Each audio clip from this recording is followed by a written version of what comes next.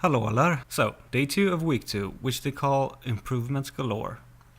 First off, probably the biggest change so far, the dungeon ownership. Previously, when the person who started the instance, i.e. the dungeon owner, if you were to disconnect or leave a group, the whole party would get kicked because the instance closed.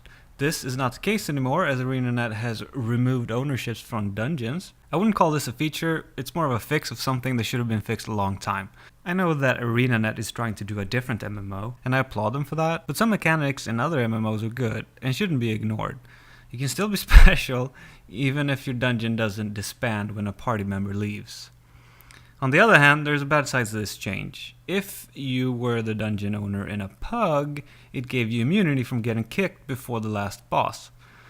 Now with the ownership gone, I'd recommend you run dungeons with your guild or friends. If you're not in a guild, join one, it's fun.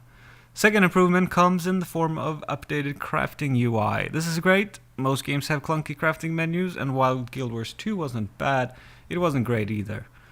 With this change, ArenaNet is letting you open recipes and subcomponent recipes at the same time, making crafting much more fluid. Again, great stuff.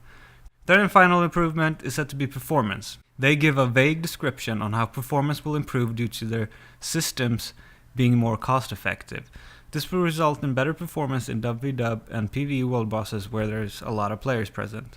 Look, if ArenaNet actually made some progress on these parts, then they need to give us a better description. Because improving performance at these levels must require tremendous work. And they really need to give credit to those working on the performance changes. Now, if we don't see any actual change, well then I'm not surprised they use this vague PR description. Moving on to day 3 of week 2, crafting backpacks, new level items, and more. These announcements all involve changes for people who are leveling, and it's not very interesting to be honest. Something about new low-level weapons making it a lot easier for leveling players, a backpack that changes appearance to further up the crafting profession you get, and loot drops that are more catered to your class. I'm glad they're not forgetting about new players, but with 5 alts, leveling is going to be boring no matter what they do. That's just the nature of these games. Until next time, be safe.